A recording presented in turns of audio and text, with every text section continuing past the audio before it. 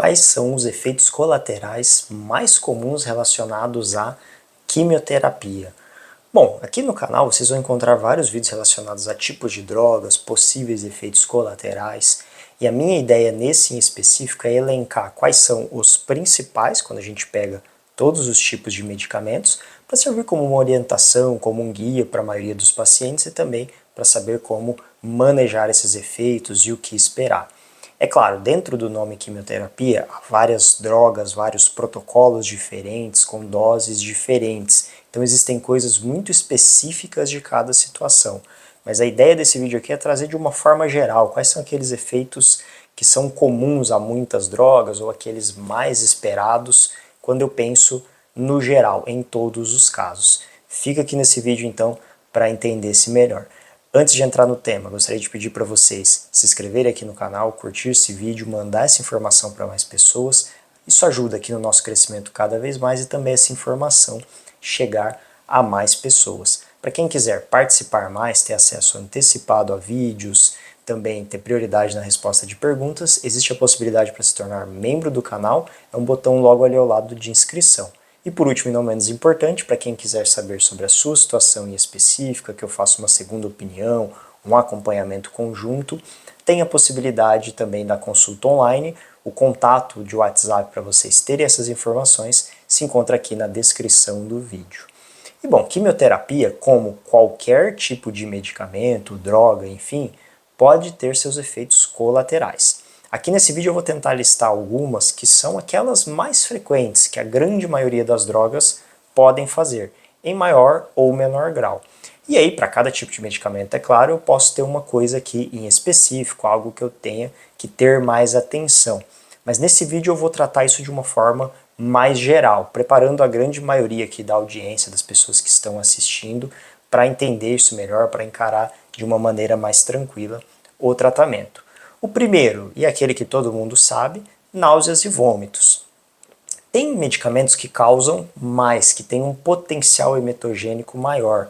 Por exemplo, doxorubicina, que é a químio vermelha, as platinas, cisplatina, carboplatina. Esses medicamentos costumam ter um potencial maior.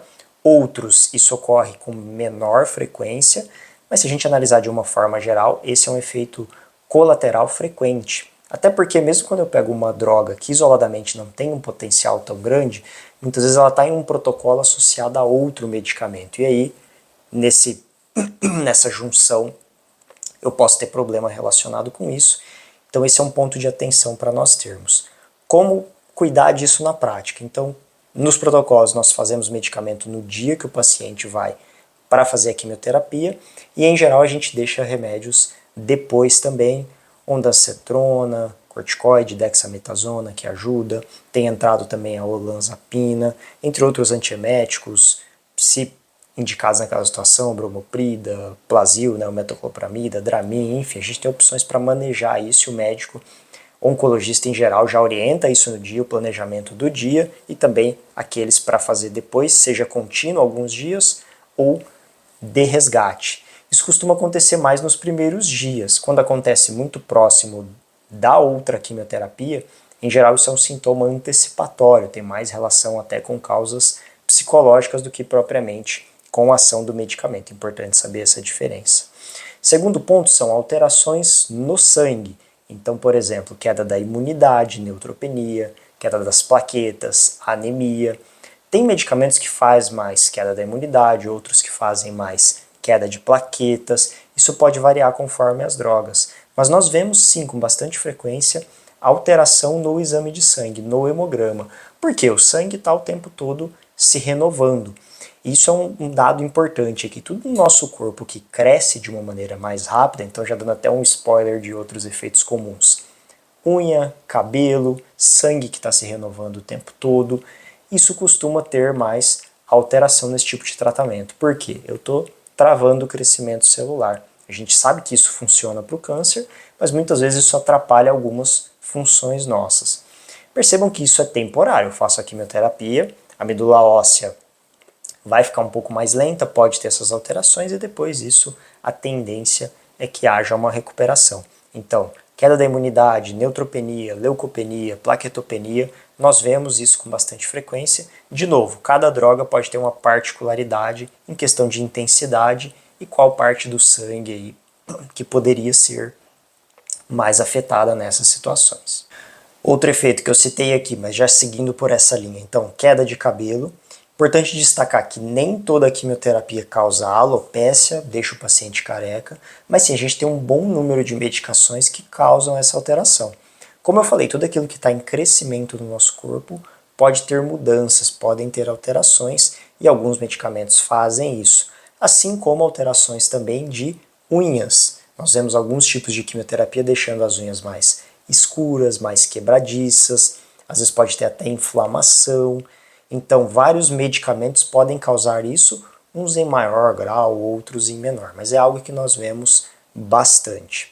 Fora esses efeitos que eu citei, também vale falar para vocês alterações de pele. A pele é um órgão que também se renova muito fácil, troca, cicatrização, a gente vê a pele mudando com muita frequência e por isso é um local também de efeitos colaterais, maior sensibilidade ao sol, pele mais seca. Então a gente pode observar isso em pacientes em quimioterapia, tem que ter cuidados com relação à pele, especialmente proteção solar.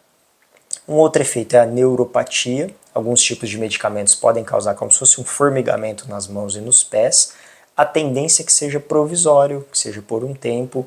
Há casos, infelizmente, que isso pode se estender mais. E, de novo, é muito variado. Tem drogas que praticamente não causam isso e outras que podem fazer mais. Para fechar aqui essa linha do nosso raciocínio, então, dos efeitos mais comuns, eu ia citar também a fadiga. Acho que é um dos que eu mais vejo na prática. E aí a fadiga a gente tem que tomar um cuidado, porque é um paciente que já vem com uma doença que muitas vezes está causando sintomas. Além da quimioterapia, tem outros medicamentos sendo feitos juntos. Eu falei de remédios para prevenir náuseas e vômitos, tem medicamento para prevenir reação infusional, ou seja, tem drogas que nós fazemos que o paciente pode ter uma reação na hora, como se fosse uma reação alérgica. Então esses medicamentos, tudo misturado, pode levar a essa fadiga, a esse tipo de problema. Então esse é um sintoma muito frequente, quem está me assistindo e fez quimioterapia, aquela sensação, vontade de não fazer nada, de não sair da cama, isso pode ocorrer com uma certa frequência, de novo, especialmente ali nos primeiros dias, então também está entre os sintomas muito frequentes do tratamento. É claro que podem ter outros, e muita gente que fez quimio e não teve nenhum desses que eu citei aqui, mas de uma forma geral, pensando, esses são aqueles mais frequentes que nós vemos, na maioria das drogas, maioria dos tipos de protocolos.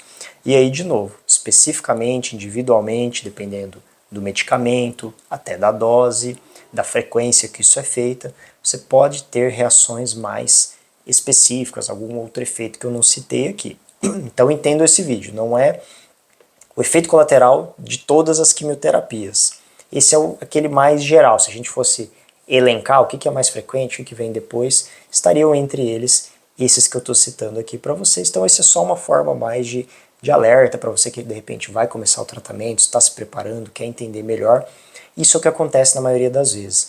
Perceba, eu vejo muitos pacientes que chegam para fazer quimioterapia e têm medo, pensando que ele vai ficar com efeitos de longo prazo, que vai estragar o corpo, enfim.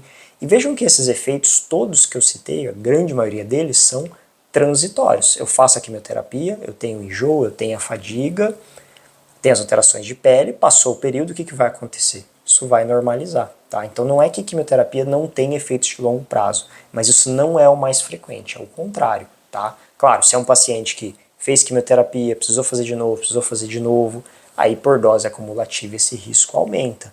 Mas você que eventualmente teve um diagnóstico, vai fazer uma quimio por um tempo, com a possibilidade, por exemplo, curativa, já vai parar esse tratamento, as chances de ficar algo a longo prazo elas são muito menores, um risco muito pequeno. Então tenham isso em mente também. Certo, pessoal? Esse era o tema do vídeo de hoje. Se tem outros efeitos, outras dúvidas que vocês têm, deixa aqui para mim nos comentários que eu vou estar olhando, tentando responder a maioria daqueles que eu conseguir, beleza?